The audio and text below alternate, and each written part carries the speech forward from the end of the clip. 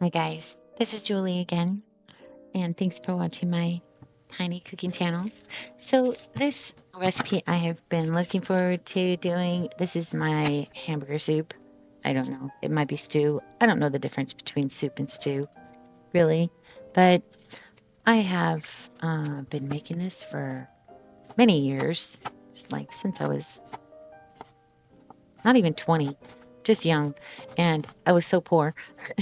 And I really would just make this vegetable soup with just the vegetables and seasoning salt and pepper and broth. And that was what I would eat.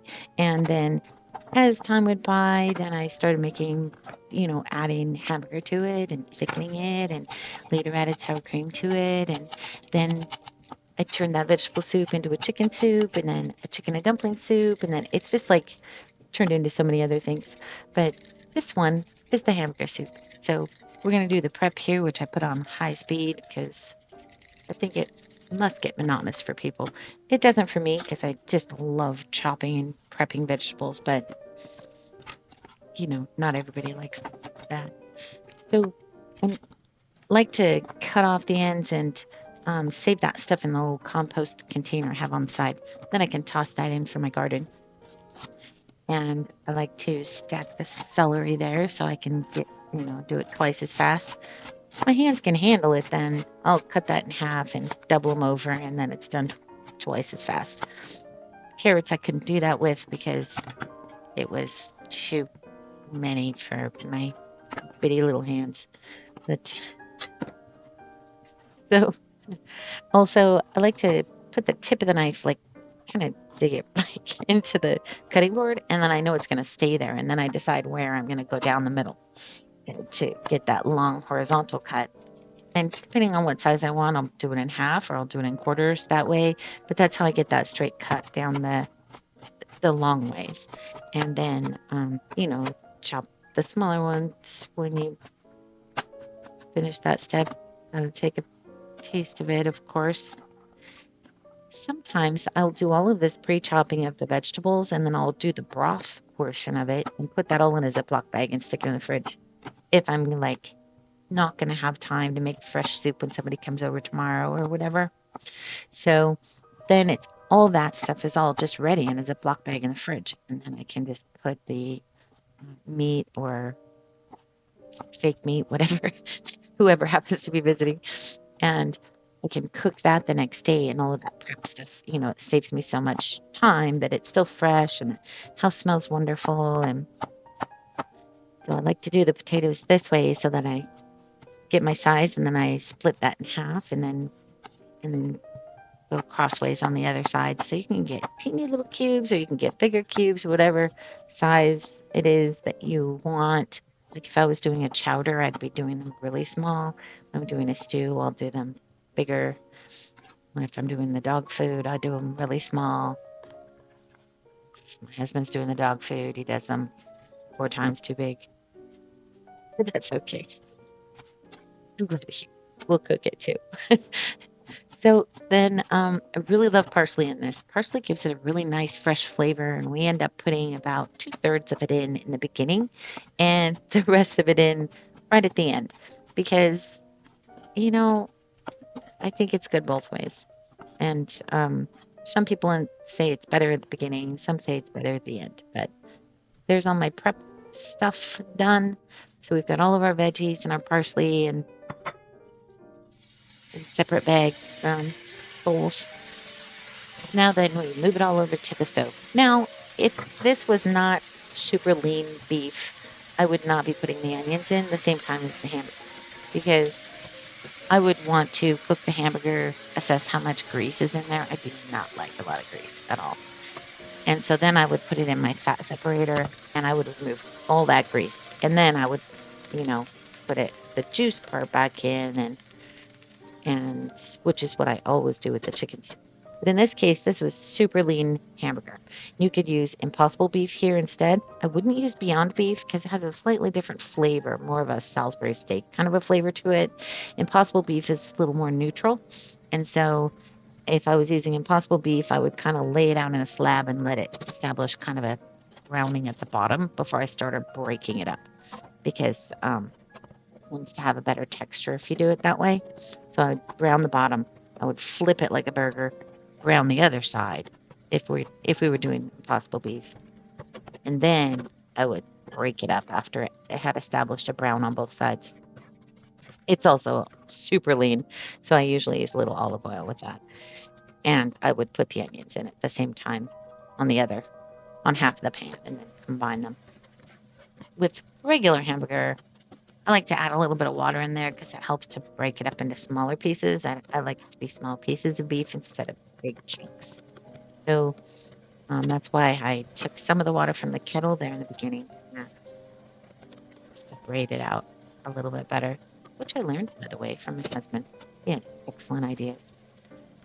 So then we are going to take the Knorr beef broth. Now, if you're going with vegan, you can use Knorr vegetable broth instead. And I'm calling it broth, but it's bouillon cubes. So Knorr bouillon cubes. The vegetable Knorr bouillon cubes are vegan and they're fabulous in all kinds of soups. And then I love Lawry seasoning salt. I don't know if it's just a memory thing because I always used it as a teenager, but just with all of my cooking for the last how many years? I don't know, 45, 44, 45 years. So then keep that mixed every now and then. So the onions are soft, the hamburger's all done. So then I just empty my whole hot kettle in there. You notice there was hardly any grease along the top of that, which is why I didn't strain any out. Now we can just toss all of our vegetables in and 2/3 of the parsley. Combine all of that together.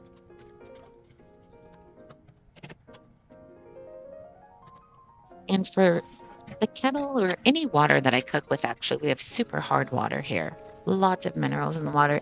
And when we first moved in, I just don't like the smell of the water. Although the house had been sitting for a month before I bought it, but I didn't like it. So we put in a reverse osmosis water filter system. So it's got its own spigot in the kitchen sink.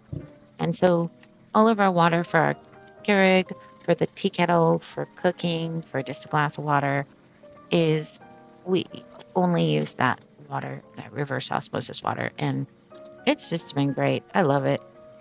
It just tastes so clean and clear. So here, near the end, then I'll stir it up and I'll pull out a vegetable, stab it or squish it, make sure that it's cooked all the way through.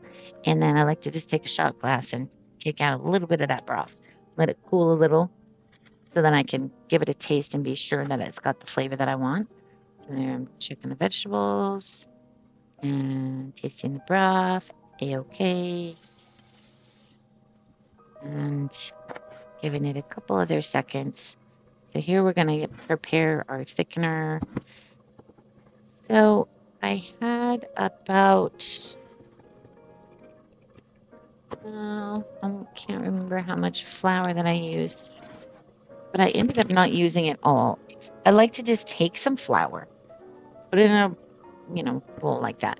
And then I put it in the water until it's just kind of super thick, like pudding, and a little bit thinner than pudding. And then I just pour it in there until, it's going to do its thicken mostly right away.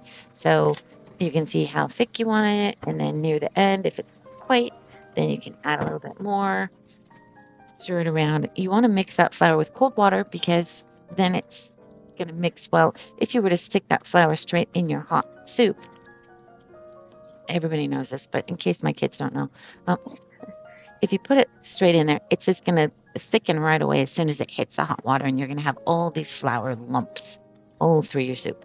And you don't want that. Unless you like that, then you do want it. But most people don't like that. So you're going to mix it with cold water and then pour it in like that, and that blends it in for a nice sort of a gravy or thick broth sort of a consistency.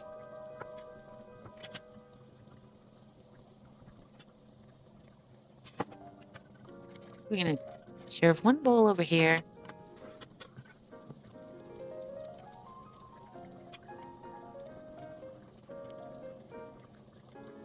It's just about as thick as I like it. the sour cream, you can always use Tofutti sour cream. Tofutti sour cream is so good. I really love it. Whenever I'm eating vegan, honestly can't tell the difference. And then bring it over to the prep table again to fix another bowl because I wanted one just with the blob on top instead of when I just mixed it in. So you can kind of see it both ways.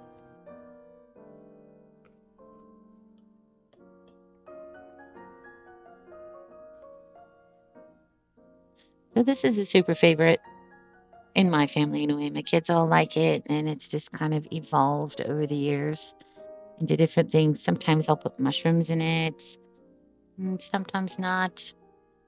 Usually not. But I hope you enjoyed it if you try it. Thanks for watching.